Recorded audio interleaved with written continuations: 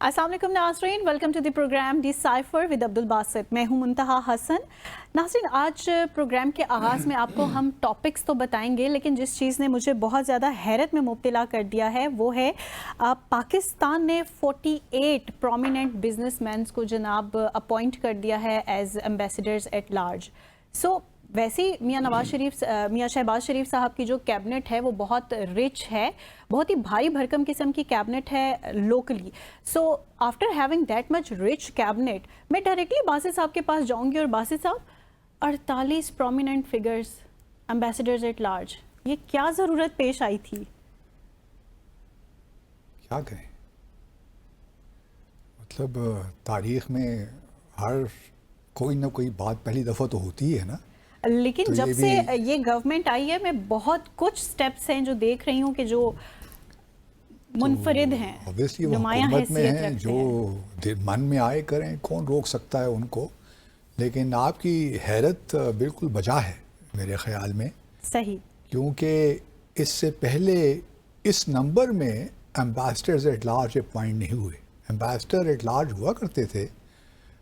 मुझे याद है कि जब सरदारी साहब की हुकूमत थी 2008 से 2013 तक, उस वक्त भी एक एम्बेसडर एट लार्ज हुआ करता था, फॉरेन ऑफिस में बैठता था। एक या दो मैक्सिमम।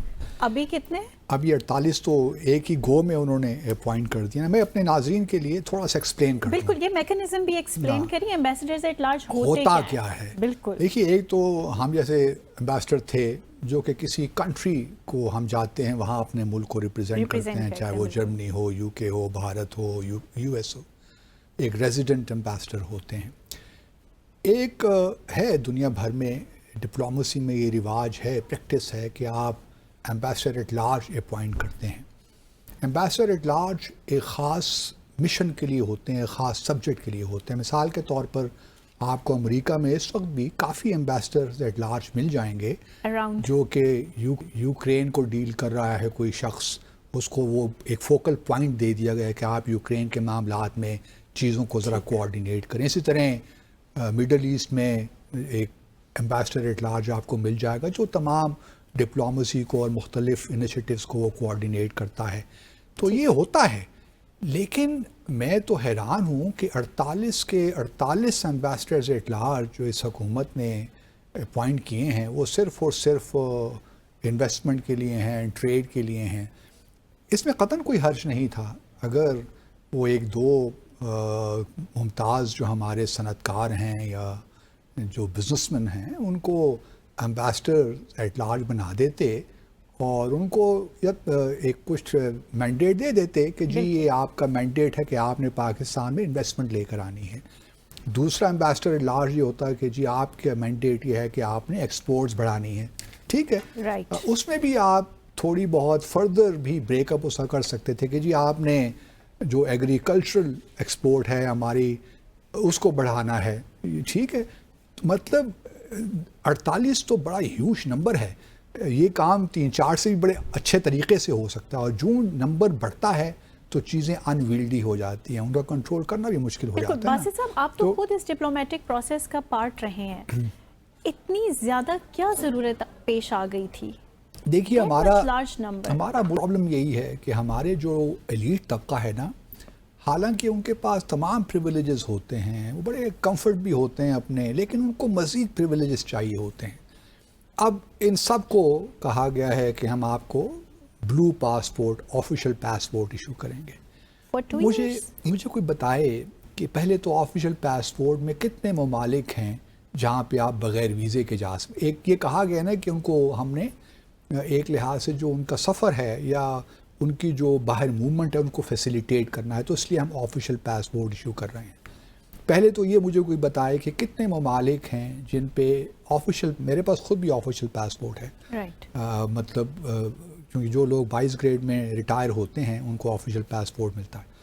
तो कितने ममालिक हैं जहाँ आपको वीज़े की ज़रूरत नहीं है? बहुत कम, मेरे ख्याल में इस वक्त शायद 15 से 20 होंगे मैक्सिमम, और उनमें वो ममालिक शामिल हैं जहाँ हम कहीं जाते भी नहीं हैं। सच्ची बात तो ये है। यही क्वेश्चन था कि क्या वो प्रोमिनेंट ममालिक नहीं भी हैं। अच्छा, अब दूसरी बात ये है कि इन लोगों को, ये जो इतने बड़े बड़े हमारे इंडस्ट्रियलिस्ट हैं, मिसाल के तौर मियाँ मोहम्मद मंशा हैं, پاکستان کے بہت بڑا نام ہے نا، بزنس مین میں، انڈسٹریلسٹ میں، بینکر بھی ہیں. ان کو اگر ان کے پاس گرین پاسپورٹ بھی ہو تو کیا ان کو کوئی ویزا لینے مشکل ہے؟ مشکل تو ہوتی ہے. نہیں ان کو قطعاً ایٹ دیٹ لیول نہیں ہوتی، لیکن ویسے گرین پاسپورٹ پہ یا محمد منشا کو کوئی مشکل نہیں. ایگزیکٹلی ایٹ دیٹ لیول نہیں ہوتی. میں وہی کہہ رہا ہوں نا. نہیں ہم پاکستانیوں کی بات نہیں کر رہا. وہ تو ہمیں بھی وہ آفیشیل پاسپورٹ ہی بڑا مشکل ہوتا ہے. کوشچن یہ ہے کہ جو 47-48 پرومیننٹ بزنس مین ہیں، ان کو پاس چاہے گرین پاسپورٹ ہو یا آفیشیل پاسپورٹ، ان کو ویزے کی کوئی مشکل نہیں ہے. اگر آپ ان کا بھی گرین پاسپورٹ دیکھیں گے نا تو ان پہ 10 سال کا یوکا کا ویزا بھی لگا ہوگا، یو ایس کا بھی لگا ہوگا، اور باقی ممالک کا بھی لگ سکتا ہے بڑی آسانی سے. تو پہلے تو یہ آفیشیل پاسپورٹ دینا ان کو، میرے خیال میں آفیشیل پاسپورٹ کو مزید آپ اس کی جو تھوڑی بہت ویلیو ہے وہ کم کر رہے ہیں. میں یہ نہیں کہتا، کیونکہ ہمارا ایک مزاج ہے نا، نوازشوں کا سلسلہ جو ہے اس کا بھی تو پھر یہ ہے کہ جی اب آبویسلی اب جائیں گے یہ باہر، ان کو پورا پروٹوکول ملے گا. یو کے جائیں گے، اب یو کے ہائی کمیشن سے کوئی بندہ ہیتھرو ایئرپورٹ میں موجود ہوگا ان کو ریسیو کرنے کے لیے. اس طرح واشنگٹن جائیں گے، وہاں ایمبیسی کے لوگ موجود ہوں گے. تو یہ ایک بس یہی ہے معاملہ. اور مینڈیٹ آؤٹ کم اس لیے کچھ نہیں ہو سکتا منتہا کہ مینڈیٹ کلیئر نہیں ہے. صرف ایک اوور آرچنگ سا بات کر لی ہے کہ جی یہ ہمارے پروموٹ کریں گے اکنامک انٹرسٹ. کسی انڈیویجول کو آپ نے ٹاسک نہیں دیا. جب آپ 48 بندے اپوائنٹ کر دیں گے تو کون ریسپانسبلٹی لے گا؟ مطلب میں تو حیران ہوں. کرنا تھا تو 2-3 بندے کر دیتے اسپیسیفک مینڈیٹ کے ساتھ. اور چلیے میں کہتا ہوں آپ تھوڑے اور زیادہ کر دیتے، 5 کر دیتے، ریجن وائز کر دیتے کہ جی آپ نے یورپ کو کور کرنا ہے، آپ نے امریکہ کو دیکھنا ہے، آپ نے افریقہ کو دیکھنا ہے. ہاں ایک بس جنرل بات کر دی اور معاملہ سارا وہی ہے کہ at end of the day بنیادی طور پہ جن لوگوں کے پاس پریولیجز ہے وہ شاید بہتر فیل کریں گے to travel on official passport. حالانکہ میں سمجھتا ہوں کہ کوئی بڑی بات نہیں ہے اس میں. یہ مزید بس صرف یہی ہے کہ ان کو خوش کرنے کی بات ہے اور اچیو خدا کرے ہو جائے. دیکھیے بعض اوقات یہ بھی ہوتا ہے کہ ہم بہت پیسمسٹک ہو جاتے ہیں چیزوں میں، لیکن ڈر یہی ہے کہ چونکہ کوئی ویل ڈیفائنڈ مینڈیٹ نہیں ہے، ٹرمز آف ریفرنس نہیں ہے، اور 48 بندوں کا گروپ آپ نے ان کو ایمبیسڈرز ایٹ لارج بنا دے، جو دنیا میں کبھی کہیں نہیں ہوا. ابھی بھی امریکہ میں بھی 48 کا فگر نہیں ہے. تو ایک گو میں اگر آپ نے 48 ایمبیسڈر تو یہ انپریسیڈنٹڈ ہے. میں سمجھتا ہوں کہ پوری دنیا کی ڈپلومیٹک ہسٹری میں تو ہم نے یہ ایک نام پیدا کیا ہے، ایک نیا کام کیا ہے. ہاں ہماری تو بڑی اچیومنٹ ہے کہ ہم یہ کام کیا ہے ہم نے. تو good luck to these ambassadors at large and good luck to the government and good luck to our missions abroad. Because اب یہ 48 کے 48 جو بندہ بھی جہاں کہیں جائے گا، مشنز ہمارے اپنے جو ہے ان کو پروٹوکول ایکسٹینڈ کریں گے سب کو. حالانکہ ان کو پروٹوکول کی بھی ضرورت نہیں ہے منتہا. یہ دیکھیے یہ محمد منشا کا نام اس لیے آتا ہے کہ وہ پرومیننٹ ہیں ان سب میں. وہ جائیں، وہ پہلے بھی جاتے تھے تو وہ یہ نہیں تھا کہ وہ باہر نکلتے تھے ہیتھرو ایئرپورٹ سے تو وہ کسی بلیک کیپ کو اشارہ کرتے تھے. ان کے بندے وہاں اس وقت بھی موجود ہوا کرتے تھے جو ان کو ریسیو کرتے تھے، اور بینٹلے یا جو بھی گاڑی ان کے پاس ہے ان کو لے جاتے تھے ڈارچسٹر ہوٹل میں ٹھہرا دیتے. یہ ان کا اپنا مکان بھی ہوگا آئی ایم شیور. تو کوشچن یہ ہے کہ کیوں ایسا کام کرتے ہیں جو کہ دنیا بھر میں ہمارا مذاق اڑایا جائے. ہم we are already becoming a laughing stock. تو why to do these things. مجھے بعض اوقات بالکل سمجھ نہیں آتی کہ ہم وہ کام کرتے ہیں جس کا فائدہ کچھ نہیں ہے، لیکن دنیا ہم پہ ہنستی ہے کہ یہ کیا لوگ ہیں. انویسٹمنٹ بڑھانے کا، ایکسپورٹ بڑھانے کا یہ طریقہ کم از کم نہیں ہے. لیکن Guinness book of world record میں ہم نے اپنا نام بنا لیا ہے کہ ہم نے ایک ہی وقت ایک ہی سبجیکٹ کے لیے، اکنامک میٹرز کے لیے اتنے بہت امبیسڈرز ایٹ لارج اپوائنٹ کر دی ہیں اور ان کو آفیشیل پاسپورٹ بھی ایشو کر دیا ہے. بٹ گڈ لک یہی کہہ سکتا ہوں. یہ الگ بات ہے، کوئی تنخواہ وغیرہ نہیں لیں گے، لیکن جو اور چیزیں ہوتی ہیں نا ساتھ ساتھ وہ ان پہ بہت خرچہ ہوتا ہے. آئی تھنک ان کو اس سیلری کی کوئی ضرورت نہیں ہے. جو ضرورت تھی وہ جیسے آپ نے پہلے بھی مینشن کیا ہے کہ جو پروٹوکول ہے وہ انجوائے کر لیں گے. سو the question arise here is کہ now how to address the impression of nepotism. Nepotism تو دیکھیے ہمارے ملک کا ایک کیا کہتے ہیں، we are incorrigible when it comes to nepotism and favoritism. ہماری شاید فطرت میں یہ بات شامل ہو گئی ہے کہ ہم نے میرٹ کو آبزرو نہیں کرنا. میں یہ قطعاً نہیں کہہ رہا کہ یہ لوگ جو ہیں یہ پاکستان کے بڑے نام ہیں, ان کی بڑی کنٹریبیوشن ہے, ہمیں ان کا بڑا احترام ہے, لیکن اس قسم کی چیزوں سے وہ اپنی ریپوٹیشن کو بھی خراب کرتے ہیں, اور حکومت جو اس قسم کی چیزیں کرتی ہے وہ اپنی ریپوٹیشن بھی خراب. تو میں تو سمجھتا ہوں کہ ان بزنس مین جن کو یہ ایمبیسڈرز ایٹ لارج بنایا ہے, پہلے تو یہ خود بھی معاذرت کر لیں, لیکن ان سے پہلے پوچھا ہوگا آبویسلی, یہ آؤٹ آف دا بلو تو نہیں ہوا نا, ان کو پہلے کانفیڈنس میں لیا ہوگا. میں مطلب اگر ان کی جگہ ہوں تو پہلے تو میں آفیشیل پاسپورٹ لینے سے انکار کر دوں گی, یہ ہمیں نہیں چاہیے, ہمارے گرین پاسپورٹ پہ ساری ویزا لگے ہوئے ہیں, اور اگر ہم نے کہیں جانا ہے تو ہم ویزا ہمیں آسانی سے مل جاتا ہے, ہمارے لیے کوئی ایشو نہیں ہے. دوسرا, ان کو یہ بھی کہنا چاہیے کہ ہمیں کوئی اسپیسیفک مینڈیٹ تو دیجیے نا, تاکہ ہمیں پتہ چلے 5 سال کے بعد اگر ہماری کارکردگی کوئی ایویلیویٹ کرنے کی کوشش کرے کہ ہم نے کیا اچیو کیا, تو ہم بتا تو سکیں. اب سارے 48 کے 48 ایمبیسڈرز ایٹ لارج وہی کام کر رہے ہیں, کسی کو کچھ پتہ نہیں ہے کہ ان کا میکانزم نہیں سیٹ ہونا چاہیے کہ لائک ہونا چاہیے نا 6 منتھس میں ان کی جتنی منتہا 48 بندہ تو پورا ایک ڈویژن ہے یار. اچھا, اب نیکسٹ کوسچن از کہ جو مراعات ہی دی جائیں گی, چلیں سیلریز تو آپ نے کہا کہ وہ نہیں لیں گے یا ان کو پے نہیں کی جائیں گی, سو یہ جو انہیں مراعات دی جائیں گی, جو ان کے وزٹس ہوں گے, یہ کس کے پیسے سے ہوں گے؟ بیکاز ہمارے پاس تو بجٹ ہی نہیں, بجٹ آلریڈی ڈریون ہے IMF سے, مہنگائی کا جو تناسب جا رہا ہے, ہمارے عوام رو رہے ہیں, وہ تو کوئی ہے ہی نہیں نا, وہ کنسیڈریشن تو ہے نہیں. It doesn't make any sense. وہ IMF والے بھی ہم پہ ہنستے ہوں گے کہ کیا لوگ ہیں, اور شاید ہمارے یہی سٹیپس ہیں جو ان کو بھی مجبور کرتے ہیں کہ یہ تو کوئی بھی پریشر لینے کے قابل ہیں. جگ ہنسائی اسی لیے ہوتی ہے نا ہم پہ کہ ہم لوگ کہتے کچھ ہیں کرتے کچھ ہیں. ایک طرف تو عوام کو ہم ایک لحاظ سے ان پہ مزید ٹیکسز کا بوجھ ڈال رہے ہیں, سیلریڈ کلاس خاص طور پہ دب رہی ہے. دوسری طرف ہماری جو شاہانہ سوچ ہے, شاہانہ لیونگ اسٹائل ہے, وہ ختم نہیں ہوتا ہمارے حکمرانوں کا. تو یہ کوئی صورتحال کو اتنی اچھی نہیں ہے, doesn't augur well. But I hope یہ سارے تجربہ کار سیاستدان ہیں. شہباز شریف صاحب چیف منسٹر رہے ہیں, ان کے بڑے بھائی 3 بار پرائم منسٹر رہے ہیں. مطلب یہ نہیں ہے کہ یہ نووارد ہیں سیاست میں, لیکن شہباز شریف صحاب خود بھی بہت پرسنل انٹرسٹ لے رہے ہیں. جس وہ لے تو رہے ہیں, خدا کرے, میں تو دعا کرتا ہوں کہ اگر یہ 48 لوگ کچھ ڈیلیور کر سکیں تو ہم سب سے پہلے ان کو, لیکن انویسٹمنٹ لانے کے لیے تو وہ خود بھی کافی تھے نا, جس طرح بھاری بھرکم SIFC بنائی آپ نے نا, پورا ایک ڈویژن بنا دیا.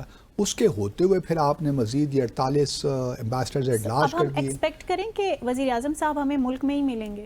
نہیں, وزیر اعظم تو شاید ملیں کہ نہ ملیں بھی تو فرق نہیں پڑتا, نہ ملیں بھی تو کوئی فرق نہیں پڑتا, سو لانگ ایز ہی نوز کہ what is he up to. اور لوگوں کو بھی ان کے ساتھ ایک اگر تعلق ہے, لوگوں کو بھی نظر آ رہا ہے کہ کچھ ڈیلیور ہو رہا ہے. اگر لوگوں پہ وہی سختیاں ہیں, ان کے مسائل اور بڑھ رہے ہیں, افراط زر بڑھ رہا ہے, چیزیں سستی نہیں مل رہی, مہنگی سے مہنگی, تو پھر لوگ اپنے نتیجے خود نکالیں گے, اس میں تو اب کوئی دو رائے نہیں ہے. لیکن بہرحال یہ it's not a very healthy development in my view. کوئی ایک اس کا پازیٹیو فیڈ بیک جو آپ سمجھتے ہیں کہ یہ آ سکتا ہے؟ کرٹیسائز تو ہم نے کیا ہے, definitely it's very very difficult. خدا کرے, میں تو کہتا ہوں خدا کرے کہ یہ لوگ واقعی پاکستان کی ایکسپورٹس بڑھا سکیں, باہر سے انویسٹمنٹ لا سکیں, لیکن اس کے لیے پہلی شرط یہ ہے کہ جو ان لوگوں کا اپنا پیسہ ان 48 لوگوں کا ہے, یہ پہلے خود پاکستان میں انویسٹمنٹ کریں, خود جو ان کا باہر کا پیسہ ہے وہ یہاں پہ لے کر آئیں, تو پھر شاید دنیا ان کو سمجھے کہ جو بات یہ کر رہے ہیں وہ مناسب بھی ہے. And that's near to impossible. I would not say, کیونکہ وہ تو اللہ بہتر جانتا ہے کہ امپاسبل ہے کہ نہیں, لیکن بہرحال یہ خدشات ضرور ہیں. صحیح, خدشات ضرور ہیں. سو باسط صاحب نے بھی بڑا دبے الفاظ اس کا استعمال کرتے ہوئے ہمیں اپنا جواب تو دے دیے, لیکن میں اس چیز کا برملا اظہار کروں گی, بہت دل دکھانے والی یہ جو اپوائنٹمنٹس ہیں, مجھے تو ان کو دیکھ کے بہت زیادہ دکھ ہوا ہے کہ آلریڈی جو پرائم منسٹر کی ہماری کیبنٹ ہے, جو ہم پارلیمنٹ میں لوگ دیکھتے ہیں, تو مجھے وہی بہت زیادہ ڈسٹربنگ لگتا ہے جتنے ان کے انٹرنیشنل وزٹس ہوتے ہیں, بہت زیادہ دل دکھاتے ہیں. اور ساتھ میں اسپیسیفکلی جو آج کل مہنگائی کا تناسب جا رہا ہے جس سپیڈ سے, اس کے ہوتے ہوئے اس طرح کی appointments doesn't make sense. So ناظرین, یہاں لیں گے مختصر وقفہ, stay with us. Welcome back after the break. So Basit صاحب, یو کے الیکشنز کا رزلٹ آ گیا اور رشی سنک صاحب نے بڑی سوری بھی کی ہے, معذرت قبول کی جاتی ہے. I envy their political system. کتنے دیکھے اسموتھ طریقے سے کل انتخابات ہوئے, رزلٹ آئے, رشی سنک 10 ڈاؤننگ اسٹریٹ کے سامنے کھڑے ہو کر کہہ بھی نے ساری میری ذمہ داری ہے اور بس اب میں جا رہا ہوں استعفیٰ دینے کے لیے بکنگھم پیلس چلے گئے. اور اب سر کیئر اسٹارمر پاکستان میں بھی ایسا ہونا چاہیے, پولیٹیکل پارٹی کو لے ڈوبو, ملک کو لے ڈوبو, یہاں پہ ہو نہیں سکتا. انٹرنیشنل ڈائنامکس میں اپنا کیسا ورسٹ رول پلے کرنے کے بعد جب تک فیملی پالیٹکس رہے گی پاکستان کی پالیٹکس کبھی اسٹیبلائز نہیں ہو سکتی. یہ میری اسیسمنٹ ہے. آئی ہوپ کہ آئی ایم رانگ, لیکن دس از وٹ آئی تھنک. اچھا کوئکلی ہم بات کر لیتے ہیں. لیبر ایک بڑا انٹرسٹنگ میری آبزرویشن یہ ہے کہ لیبر نے جو 2019 میں انتخابات ہوئے تھے, اس دفعہ انتخابات میں صرف 2% زیادہ ووٹ لیا ہے, لیکن ان کی سیٹوں کی تعداد 211 بڑھی ہے 2019 سے. صرف 2% ووٹ زیادہ لیے ہیں, لیکن سیٹوں کی تعداد ان کی 211 بڑھی ہے ایز کمپیئر ٹو 2019. اور یہ first pass the post system کی خوبیاں ہیں نا یہ. اور اس وقت ان کے 412 سیٹیں, جس کا مطلب یہ ہے کہ 650 ہاؤس آف کامنس کی سیٹیں ہیں, جس میں آپ کو 200 کتنی ہوگی 326 سیٹیں چاہیے سمپل میجورٹی کے لیے, تو وہ اب اس کو کراس کر دیا. دوسری طرف اور ان کا جو ٹوٹل ووٹ ہے, ٹوٹل ووٹر ٹرن آؤٹ رہا تقریباً آپ کے لیے 60%, کم رہا ایز جو ان کی ہسٹری دیکھتے ہوئے یو کے کی.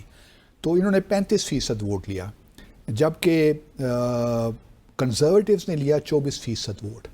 اور ان کی جو سیٹوں کی تعداد ہے وہ دیکھیے 121, کہاں 412 اور کہاں کنزرویٹیو 121. تو یہ بڑا انٹرسٹنگ ہے. اس سسٹم کی خرابیاں بھی ہیں first pass of post system کی. اس کے بعد ایک اور بڑی انٹرسٹنگ ڈیولپمنٹ ہے کہ لب ڈیم نے کافی بہتر کیا ہے اس دفعے, اور انہوں نے 71 سیٹیں لے لی ہیں. اور دوسری طرف جو ہم پچھلے شو میں ڈسکس کرے تھے بیرسٹر ذاکر خان کے ساتھ, تو ان کی پیشن گوئی صحیح نکلی تقریباً. Reform party did well in the sense کہ ان کو 13% ووٹ ملے اور 4 سیٹیں ملی اس دفعہ. تو نائجل فراج جو کہ یو کے ریفارم پارٹی کے اس کو لیڈ کر رہے تھے, وہ بھی الیکٹ ہو گئے ہیں ہاؤس آف کامنس میں. میرے خیال میں 5 یا 6 پاکستانی بھی, برٹش پاکستانی بھی الیکٹ ہوئے ہیں, وچ از اے گڈ سائن. اس کے علاوہ ایک امپورٹنٹ فیکٹر یہ ہے کہ کنزرویٹو کے تقریباً 11 جو منسٹر سے پچھلی کیبنٹ میں, دے لاسٹ دیئر ریسپیکٹیو الیکشنز. اور اس میں مائنڈ یہ رہے آپ کو کہ لیز ٹرس جو کہ 1-2 ہفتے کے لیے پرائم منسٹر آئی تھیں بورس جانسن کے بعد, وہ بھی اپنا الیکشن ہار گئیں. اچھا جہاں تک پاکستان, آپ کا اگلا کویشچن ہوگا آئی کین امیجن کہ پاکستان یو کے تعلقات کو کہاں ہم دیکھتے ہیں. پاکستان یو کے تعلقات اصل میں 2011 میں اس وقت جو پرائم منسٹر تھے ڈیوڈ کیمرون, انہوں نے پاکستان کا وزٹ کیا تھا اور ان کی بڑی اچھی ملاقات ہوئی تھی. اس وقت ہمارے پرائم منسٹر تھے یوسف رضا گیلانی, میں بھی اس ملاقات میں موجود تھا. اور اس میں یہ دونوں وزراء اعظم نے اتفاق کیا تھا کہ ہم انہینسڈ اسٹریٹجک ڈائلاگ شروع کریں گے. تو ایک پروسیس شروع ہوا تھا جس کے تحت ہر مہینے, ہر سال 2 دفعہ کم از کم ہمارے وزراء خارجہ نے ملنا ہوتا تھا. لیکن وہ ساری چیزیں اب رفتہ ماضی ہو گئی ہیں, اس کا پتہ نہیں ہے. لیکن یہ ہے کہ مجھے لیبر کے آنے سے کوئی زیادہ امید نہیں ہے کہ پاکستان برطانیہ کے تعلقات میں کوئی گرم جوشی پیدا ہوگی, کیونکہ جو کیئر اسٹارمر ہیں یہ کافی ایک لحاظ سے انہوں نے اپنی تقریروں میں بھی, بلکہ ان کے مینیفیسٹو میں بھی انڈیا کا خاص طور پہ ذکر ہے کہ بھارت کے ساتھ ہم نے اپنے تعلقات کو بڑھانا ہے. ہمیں اس سے کوئی مطلب نہیں ہے, it's not a zero sum game. ہماری پاکستانی کمیونٹی بڑی ایکٹیو ہے. آئی ہوپ کہ پاکستانی کمیونٹی جو جیتے ہیں ہمارے لوگ, یہ پاکستان کا جو کیس ہے خاص طور پہ ہمارے ٹیررزم کیس میں, جموں اور کشمیر کا تنازع ہے, یو کے میں ہماری کشمیری کمیونٹی ماشاءاللہ ایکٹیو ہے. تو میں امید کرتا ہوں کہ یہ ایک پازیٹیوٹی انجیکٹ کریں گے پاکستان برطانیہ تعلقات میں. اور جو 2011 میں ہم نے انہینسڈ اسٹریٹجک ڈائلاگ شروع کیا تھا, اس کو کسی اچھے انجام تک پہنچائیں گے. صحیح. سو بہت وائڈ ڈائنامکس رکھنے والے ہیں یہ الیکشنز بھی اپنے آپ میں. میں آپ سے کچھ بات کروں گی دوحہ کانفرنس کی. فائنلی طالبان نے اس میں پارٹیسپیٹ کر لیا ہے؟ نہیں, ہم نے پہلے بھی ڈسکس کر رہے تھے نا کہ انہوں نے کچھ شرائط رکھی ہیں جی, کیونکہ پچھلی 2 کانفرنسز جو ہی تھیں. سر نیکسٹ اب ہم اسی شرائط کی طرف ہی آتے ہیں. ہاں, تو شرائط تو دیکھیے بنیادی طور پہ 2 شرائط تھیں. ایک تو یہ کہ جی آپ ہمیں تو بلا رہے ہیں, ہم تو اس وقت افغانستان میں حکومت ہماری ہے. جس طرح باقی 25 ممالک نے اس کانفرنس میں شرکت کی, اور یہ اقوام متحدہ کے تحت ہوتی ہے. اس میں ہمارے بھی اسپیشل ریپرزینٹیٹیو تھے فار افغانستان, انڈیا سے بھی آئے ہوئے تھے, جے پی سنگھ ان کے ہیں, joint secretary ministry of foreign external affairs تھے, وہ بھی وہاں پہ تھے, ترکیے سے بھی لوگ تھے, 25 لوگ تھے اس میں. تو طالبان کی 2 شرائط تھیں. ایک تو یہ کہ جی اگر ہم آ رہے ہیں تو پھر یہ نہیں ہو سکتا کہ اسی ہال میں جہاں ہم بیٹھے ہیں افغانستان کی 2 نشستیں ہوں, جہاں پہ ایک طرف تو بیٹھے ہوں آفیشیل ڈیلیگیشن اور دوسری طرف ان آفیشیل ڈیلیگیشن بیٹھو. تو یہ نہیں ہو سکتا, یا تو پھر ہر ملک کا یہ 2 ڈیلیگیشن ہونے چاہیے, ایک آفیشیل اور ایک ان آفیشیل. تو یہ ہمیں منظور نہیں ہے. دوسری شرط ان کی تھی کہ جی اسپیشل انوائے UN کا نہیں ہونا چاہیے افغانستان پر. تو اتنا ناراض وہ اب نہیں مانی گئی, لیکن دوسری شرط البتہ UN نے مان لی, اور انہوں نے اپنی جو کہا کہ ٹھیک ہے جی جو فارمل سیشنز ہوں گے 2 کانفرنس کے, یہ 30 جون اور 1 جولائی کو یہ ہوا, تو اس میں ہم جو ہے ان آفیشیل لوگوں کو وہاں نہیں بٹھائیں گے, وہاں صرف آپ ہی ہوں گے اور آپ ہی افغانستان کو ریپرزینٹ کریں گے. تو یہ ان کی بات مان لی گئی. تو جس کی وجہ سے طالبان پہلی دفعہ اس کانفرنس میں آئے. جو پہلی 2 کانفرنسز تھے ان میں ان کو بلایا بھی نہیں گیا, اور طالبان نے شو بھی نہیں کیا کوئی اتنا انٹرسٹ اس میں, کیونکہ اس میں جو اور لوگ تھے سول سوسائٹی کے, خواتین کے حقوق کے حوالے سے, وہ ان لوگوں نے شرکت کی تھی. تو یہ بڑا ایک میں سمجھتا ہوں کہ پازیٹیو ڈیولپمنٹ ہے, کیونکہ دیکھیے اور UN نے صحیح ڈیسیشن لیا ہے. افغانستان میں اس وقت کنٹرول طالبان کا ہے, اس میں کوئی دو آرا نہیں ہے, اور بڑی حد تک وہ سیکیورٹی بھی لے آئے ہیں. ٹھیک ہے ہمارے کنسرنز ہیں کہ وہاں پہ TTP کے ہائیڈ آؤٹس ہیں, وہاں ان کو سیف ہیونز میسر ہیں, لیکن اس کے باوجود ہی میں کہوں گا کہ صحیح ڈیسیشن ہے. اور مجھے اس بات کی بھی خوشی ہے کہ ذبیح اللہ مجاہد جو کہ افغانستان کے ڈیلیگیشن کو ہیڈ کر رہے تھے, ہمارے جو دوحہ میں سفیر ہیں, شاید اعجاز نام ہے ان کا, انہوں نے اپنے گھر میں ڈنر بھی کیا ان کے لیے. اور اس ڈنر میں جہاں تک میری اطلاعات ہیں ہمارے اسپیشل ریپرزینٹیٹیو بھی موجود تھے, اور کافی اچھی پازیٹیو ڈسکشن ہوئی. یہی کہا گیا ہے کہ جی ہم مسائل معاملات کو آگے لے کر چلتے ہیں, اس کی اشد ضرورت ہے. ہم دیکھیے ڈیسائفر میں ہمیشہ یہی کہتے رہے ہیں کہ ایوائڈ کریں پبلک میں اسٹیٹمنٹس دینے سے طالبان کے خلاف, یا ایسی بات نہ کریں جس سے مزید ہمارے لیے پرابلمس کریٹ ہوں.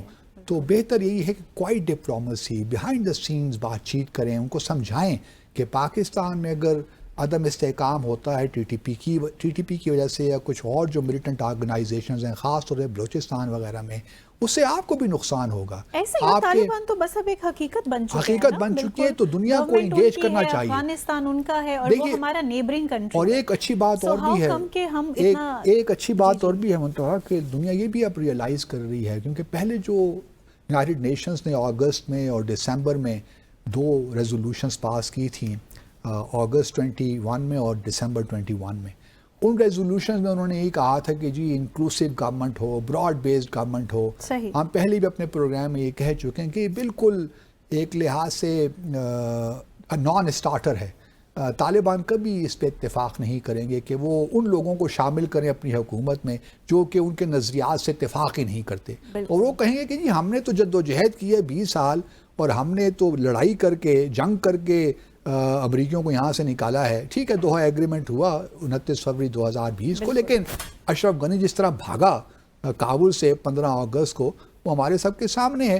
تو وہ کیوں اوبلائج کریں, یا کیوں انٹرنیشنل کمیونٹی کی یہ بات مانیں کہ جی آپ اشرف غنی کو بھی شامل کریں, تو کارزائی کو بھی شامل کریں, تو حکمت یاد کو بھی شامل کریں. وہ ان کا مزاج نہیں ہے.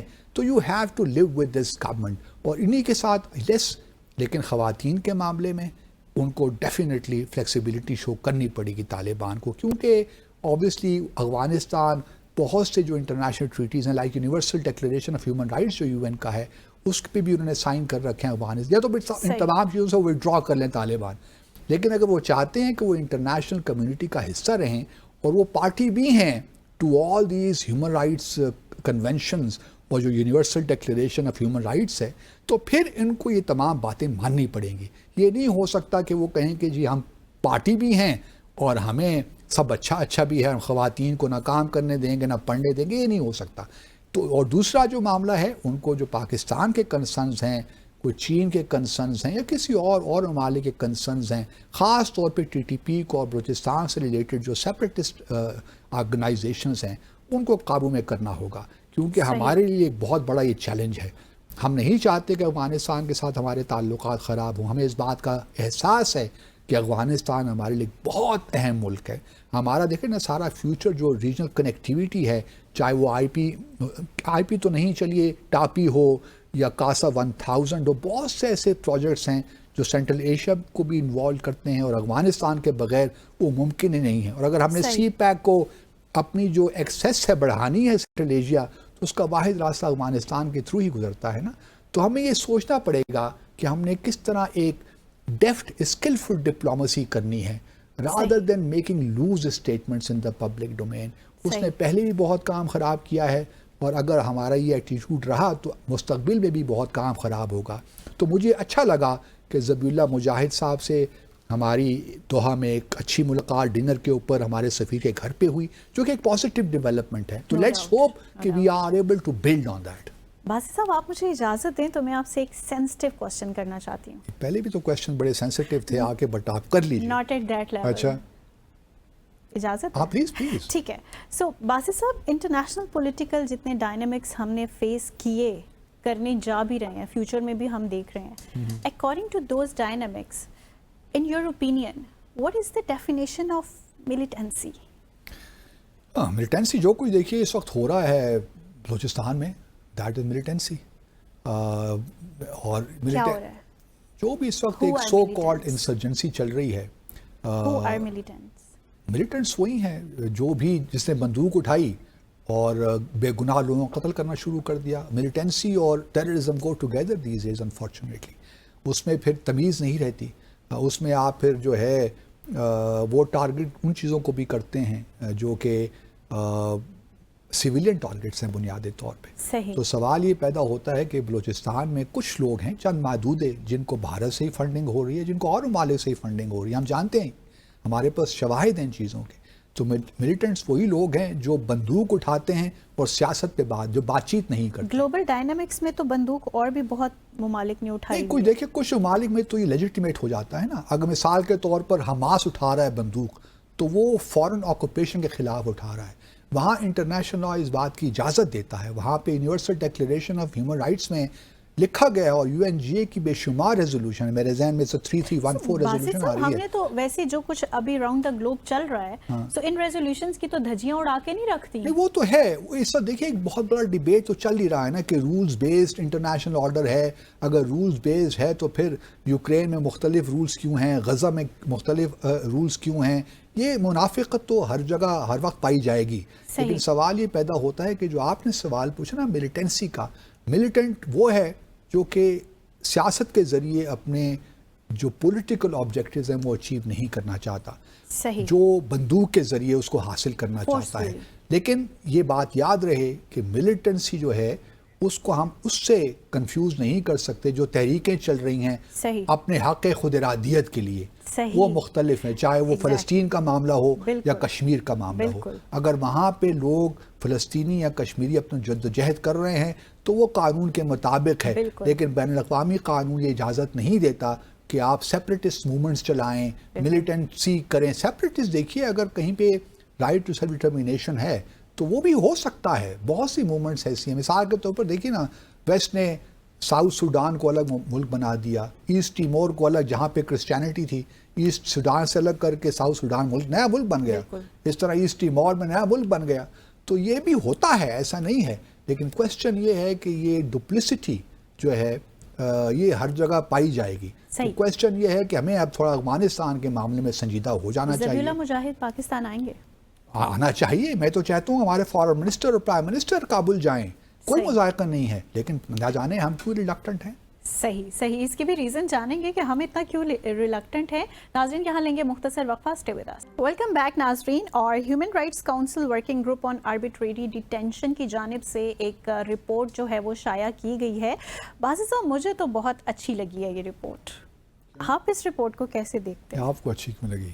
اس پہ جو باتیں کی گئی ہیں، سو کہیں نہ کہیں ہم سب بھی وہی بات کرتے ہیں، لیکن کیونکہ شاید وہ اسپیسیفائی کی گئی ہے اس وجہ سے ہم اس کو زیادہ ڈائجسٹ نہیں کر پا رہے، لیکن اسٹل اٹ سیز ویل. اس سے پہلے کہ میں اس رپورٹ میں بات کروں، مجھے ایک بات کہنا بھول گیا میں کہ یہ دوحہ پچھلے سیکشن میں ہم نے بات کی تھی نا، سیگمنٹ میں دوحہ کانفرنس افغانستان میں. تو جب یہ دوحہ کانفرنس ہو رہی تھی تو جو بھارت کے وزیر خارجہ ہیں ڈاکٹر جے شنکر، وہ بھی دوحہ میں موجود تھے. اپنے وزٹ ایک روزہ دورے پہ تھے، تو قطر میں موجود تھے اور بڑی اچھی ان کی ملاقاتیں رہیں. اور یہ بھی اپنے ناظرین کو ہم بتاتے چلیں کہ تقریباً ٹریڈ کی باتیں بھی ہو رہی ہیں بڑھانے کی. اس وقت بھی تقریباً آئی تھنک 26 سے 30 بلین ڈالر کا ٹریڈ ہے بھارت اور قطر کے درمیان، اور تقریباً 8 لاکھ کے قریب بھارتی جو ہیں نژاد لوگ وہاں قطر میں کام بھی کرتے ہیں. تو ہمیں بھی جو ہے بائیلیٹرل ریلیشن سے فوکس کرنا چاہیے، خاص طور پہ خلیجی ممالک میں. ایک ایسا ایریا ہے جہاں ہم خاص طور سے ہم پہلے بات کر رہے تھے نا، وہ 48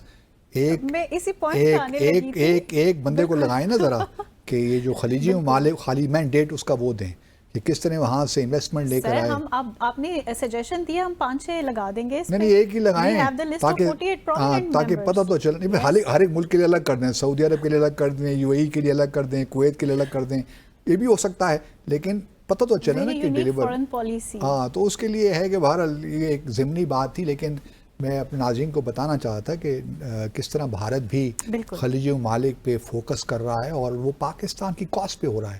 اگر وہاں ان کی لیبر جا رہی ہے تو پاکستان کے لیے لیبر جو ورکرز کی لیے اپرچونیٹیز ہیں وہ کم ہوتی جا رہی ہیں. تو تھوڑا ہمیں سوچنا چاہیے. اور میں یہی بتاتا چلوں ناظرین کو کہ جو پاکستان جو ایکسپورٹ کرتا ہے خلیجی ممالک کو، بھارت وہی چیزیں ایکسپورٹ کرتا ہے ممالک کو ان پہ سبسڈی دے کر، تاکہ پاکستان کی جو کموڈیٹیز ہیں، ایکسپورٹس ہیں، وہ کمپیٹیٹیو نہ رہیں گلف کنٹریز میں. تو یہ بھی ایک بڑی ہمارے لیے لمحہ فکری ہے، چیلنجنگ ہے. اچھا اب آپ کے سوال کی طرف آتے ہیں. آپ نے کہا کہ بڑا اچھا لگا آپ کو. اچھی بات ہے کہ آپ کو اچھا لگا. اسی طرح ملینز آف پاکستانیز اس کو بڑا سراہ رہے ہیں. لیکن میں چونکہ کیا کہنا چاہیے، میری چونکہ کوئی پولیٹیکل وابستگی کسی کے ساتھ نہیں ہے، تو میں سمجھتا ہوں کہ آپ کی بھی نہیں ہے، لیکن بہرحال آپ پھر بھی تھوڑا آپ کو مزہ آ رہا ہے اس ورکنگ گروپ کی جو رپورٹ ہے. مجھے تھوڑا سا لگتا ہے کہ ہمیں ان چیزوں کے بارے میں جو ہمارے رویے ہیں ان کو تبدیل کرنا چاہیے. پہلے تو ہم اپنے ناظرین کو یہ بتاتے چلیں کہ یہ جو UN ہیومن رائٹس کاؤنسل ہے، یہ اس کا ورکنگ گروپ ہے آن آربیٹری ڈیٹینشن. لیکن جو ورکنگ گروپ ہے، بہت سے سسٹمز ہیں کاؤنسل کے اندر. یہ انٹر گورنمنٹل ورکنگ گروپ نہیں ہے، نہ یہ اوپن اینڈیڈ ورکنگ گروپ ہے. یہ ورکنگ گروپ یہ ہے کہ ہیومن رائٹس کاؤنسل ایک 5 ایکسپرٹس، یہ 5 لوگوں پہ مشتمل ہے یہ ورکنگ گروپ. تو یہ 5 ایکسپرٹس ہیں جو تمام جو ریجنز ہیں ان میں سے ایک کو وہ اپوائنٹ کر لیتی ہے. افریقہ سے ہو گیا، ایشیا سے ہو گیا، ویسٹرن یورپ گروپ سے ہو گیا، امریکہ and so on and so forth. تو یہ 5 بلکہ ایک مجھے یاد پڑتا ہے کہ 2008 سے 2014 تک ہماری بھی خاتون تھیں، مسز شاہین سردار خان، شاید وہ بھی اس ورکنگ گروپ میں ایک زمانے میں تھیں. اور پھر ایک انڈین بھی تھے کپل سبل صاحب، وہ بھی اس میں ایک زمانے میں وہ بھی تھے اس کے رکن.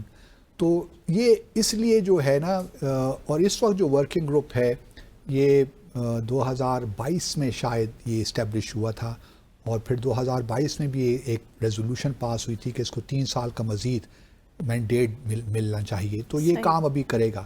اب ان کی جانب سے جو انہوں نے ایک خدشات اظہار کیے ہیں بانی تحریک پاکستان کے حوالے سے، عمران خان کے حوالے سے، دیکھیے میں اس سے پہلے کانگریس سے ایک ریزولوشن پاس کی تھی، اس وقت بھی ہم نے تذکرہ یہی کیا تھا کہ ٹھیک ہے تحریک انصاف کے لوگ بہت خوش ہوں گے کہ جی بہت بڑی بات ہو گئی. لیکن چونکہ یہ UN باڈی ہے، یہ ہاؤس آف کانگریس ریپرزینٹیٹیو نہیں ہے، تو اس کی ذرا تھوڑی سی ڈفرینٹ ہو جاتی ہے. لیکن ایک بات یاد رہے کہ یہ انٹر گورنمنٹل گروپ نہیں ہے. لیکن بھارت اس گروپ کی جانب سے بھی اس قسم کی بات کا آنا ہمارے لیے تشویش تو ہونی چاہیے لمحہ فکریہ ہے کہ ہم تھوڑا سا بیٹھ کے اپنے پروسیس پہ دنیا میں، کیونکہ یہ اس قسم کے جو ورکنگ گروپس ہوتے ہیں نا، ان کو انڈیویجولز بھی کمپلینٹس کرتے ہیں، ان کو کانٹیکٹ کرتے ہیں کہ جی یہ پرابلم ہمارے ملکوں میں ہو رہا ہے، اور پھر یہ لوگ وزٹ بھی کرتے ہیں. ان کے مینڈیٹ میں شامل ہے کہ جہاں جہاں کوئی پرابلمز ہیں ان کو ہائی لائٹ کریں, ان کنٹریز کو وزٹ بھی کریں. تو یہ سب کچھ انہوں نے شاید کیا بھی ہو, لیکن جہاں تک ہم دیکھیں خود بھی یہ کہتے رہے ہیں اور اپنے ڈیسائفر شو میں ہی کہتے رہے ہیں کہ بہت سے کویسچنز ریز ہوتے ہیں قاعدے جو تحریک انصاف ہیں, لیکن میں ابھی بھی سمجھتا ہوں کہ ہمیں اس پہ خوش نہیں ہونا چاہیے کہ دنیا ہمارے معاملات میں اس طرح انٹرفیئرنس کرے. ہمیں چاہیے کہ ہم اپنے گھر کو خود بہتر کریں. اگر ہمارے کوئی لیگل ایشوز ہیں, کچھ پرابلمز ہیں, تو ان کو یہاں ریزالو کریں. حکومت نے اس پہ ریئیکٹ بھی کیا ہے کہ ہمارا ایک لیگل پروسیس چل رہا ہے, ٹھیک ہے وہ چل رہا ہے, لیکن دنیا کو شاید اس پہ اتنا یقین نہیں ہے. سچی بات یہ ہے وہ ہے کریڈیبلٹی ہم نے لوز کی ہے نا اوور دی ایئرز. دیکھیں نا پہلے تو یکے بعد دیگرے اس طرح کی رپورٹس اور اس طرح کا کرٹیسزم چلیں کسی ایک جانب سے ہوا تو آپ نے آگے سے کلیریفیکیشن دے دی, اٹس اوکے, لیکن یہ چلتا رہے گا. دیگرے آپ کے اوپر اس طرح کے بار بار کرٹیسزم, یہ معاملات اس طرح ہی چلتے رہیں گے کیونکہ مزید کرٹیسزم بھی ہوگا, کیونکہ ہماری پولیٹیکل اسٹیبلٹی ہمارے ملک میں نہیں ہے نا. اور جو بھی اپوزیشن میں آتا ہے وہ دنیا باہر بھاگتا ہے کہ جو باہر سے سپورٹ ملے, ہم باہر سے پریشر بلڈ کریں. یہ کام اب ہمیں ہمارے سیاستدانوں کو بھی چھوڑ دینا چاہیے. ٹھیک ہے آپ کی لڑائی ہے, سیاسی لڑائی ہے, تو اس کو سیاست یا قانونی جنگ ہے تو اس کو قانونی اعتبار سے لڑیے. باہر دنیا میں جانے کی میں سمجھ سکتا ہوں کہ لوگ کیوں باہر جاتے ہیں, ہمارا ڈائسپورا بھی بڑا ایکٹیو ہے, وہ تمام چیزیں اپنی طور پہ ہیں, لیکن پھر بھی میری جو ایک التجا ہوگی وہ یہ ہوگی کہ اپنے جو آپ کے مسائل ہیں اپنے گھر تک رکھیے. ٹھیک ہے دنیا گلوبلائزڈ ہو گئی, ہم یہ بھی نہیں کہہ سکتے کہ ہم بس اپنے طور پہ بزی رہیں اور دنیا کو پتہ نہ چلے کہ ہم اپنے کام کیا کریں, وہ پاسبل نہیں ہے. لیکن سوال یہی پیدا ہوتا ہے کہ ان چیزوں کا فائدہ کس کو ہوتا ہے. کیا تحریک انصاف کو اس چیز کا فائدہ ہوا ہے؟ میرے خیال میں زلچ کوئی فائدہ نہیں ہوا. صرف پاکستان مزید پریشر میں آیا ہے. اگر وہ پریشر دیکھنا ہے کس طرح ہوتا ہے, وہ بھی کوئی اتنی مطلب it's not etched in the stone کہ ہم پریشر میں اس طرح آ جائیں گے, کیونکہ ہمارے لیگل ایشوز ہیں, پرابلمز ہیں, ان کو ہم نے خود سالو کرنا ہے. اگر ہم اس کو بہتر طریقے سے کر سکیں بہت اچھا ہوگا, نہیں کر سکیں گے تو یہ پولیٹیکل انسٹیبلٹی اس طرح ہی جاری رہے گی. جب یہی لوگ دیکھیں نا, پاناما کا معاملہ ہوا, ہمارے پہلے جو تھے وزیر اعظم ان کو ہٹا دیا, پھر وہ واپس آئے کچھ عرصے کے بعد تو وہ کہا کہ یہ سارا تو کیسز ہی غلط تھے. تو اس قسم کی چیزوں کو بھی ہمیں تھوڑا بہت سمجھنا چاہیے کہ کس طرح ہمارا جو لیگل پروسیس ہے کس طرح چلتا ہے, کتنے اس میں گیپنگ ہولز ہیں, کس طرح ہم نے ان کو پلگ کرنا ہے.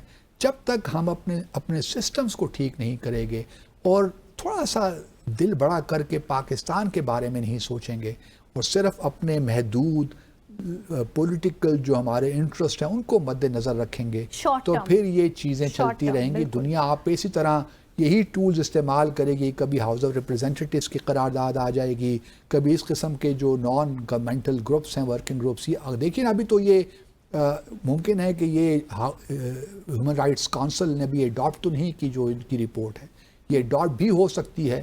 تو اس کا مطلب ہے کہ 47-48 جو ممالک ہیں اس وقت ہیومن رائٹس کونسل میں وہ ایک ساتھ کھڑے ہیں. تو اس وقت کوشچن یہ ہے کہ ہمیں ان چیزوں کو ایوائڈ کرنا چاہیے, ان پہ خوش نہیں ہونا چاہیے. آج عمران خان جیل میں ہیں, کل اس وقت جو حکومت میں ہیں یہ بھی ہو سکتے ہیں, مطلب پانسا پلٹ ہی سکتا ہے. لیکن دیکھیں باسی صاحب, جو کرٹیسزم ہمیں اندر سے اٹھانا چاہیے تھا اور جن چیزوں پر جن پروسیسز کو ہم نے شفاف بنانا تھا انٹرنلی, ایکسٹرنلی اگر ان کی بات ہو رہی ہے تو ہمارے لیے لمحہ فکریہ تو ہے. میں وہی کہہ رہا ہوں کہ لمحہ فکریہ تو ہے, ہمیں اپنے آپ کو ٹھیک کرنا ہے. ہمارے جہاں بھی ایشوز ہیں, گیپس ہیں, پرابلمز ہیں, ہم نے ان کو ٹھیک کرنا ہے. سوال یہ پیدا ہوتا ہے کہ کیا ہمارے ہاں پولیٹیکل ول ہے کہ ہم ان چیزوں کو درست کریں, ایک صحیح سمت کو قومی جو اپنی قوم ہے یا قومی ہماری جو ضروریات ہیں ان کو ایک صحیح سمت میں لے کر جائیں. وہ ہم کر نہیں رہے اور ہم بڑے خوش ہو رہے ہیں کہ جی ورکنگ گروپ نے یہ کنسرنز ریز کر دیے. بابا کنسرنز ریز کر دیے تو آپ کو خوشی صرف اس لیے ہو رہی ہے کہ آپ تحریک انصاف کے ہیں. میں تو ایز اے پاکستانی دیکھتا ہوں اس کو کہ ایز اے پاکستانی میرے لیے دکھ کی بات ہے کہ ہیومن رائٹس کونسل کا ورکنگ گروپ ٹھیک ہے وہ انٹر گورنمنٹل گروپ نہیں ہے, لیکن وہ اس قسم کی بات کر رہا ہے جو کہ میرے لیے ایک تکلیف دہ بات ہے. تو ہمیں چاہیے کہ ہم اپنے گھر کو ٹھیک کریں, اور یہ کوئی ہم نئی بات نہیں کر رہے. ہر شخص یہی کہتا ہے کہ we need to put our house in order, اور یہ اتنا ٹرائٹ ہیکنیڈ یہ مانترا ہو گیا ہے کہ کان پک گئے ہیں یہ باتیں سن کے. لیکن it is high time again cliche تو ہو گیا ہی to put our house in order. اس کے بغیر سٹارٹ کہاں سے لینا چاہیے؟ اسٹارٹ پولیٹیکل اسٹیبلٹی لائیں اور ایک پیدا کریں ٹالرنس کا کہ ہم نے جو بس ووٹ کے ذریعے آئے وہ آئے, صحیح الیکشنز کروا دیں, ووٹ کے ذریعے جائیں اور جائیں, یہی طریقہ کار ہے. اور یہ جو ہمارے پرابلمز ہیں یہ آرگینکلی آہستہ آہستہ دور ہوں گے. سو باسی صاحب آپ نے ٹالرنس کی کسی انقلاب کا انتظار مت کریں پلیز. صحیح, آپ نے ٹالرنس کی بات کی. ایکچولی جو انٹالرنٹ بیہیویئر ہے ہمارا, that is the root cause behind the political instability of our country. So ناظرین, اسی کے ساتھ ہی آج کے پروگرام کا وقت یہاں اختتام پذیر ہوا چاہتا ہے. آپ سے ملاقات ہوگی انشاءاللہ کل. ٹل دین ٹیک کیئر. اللہ حافظ.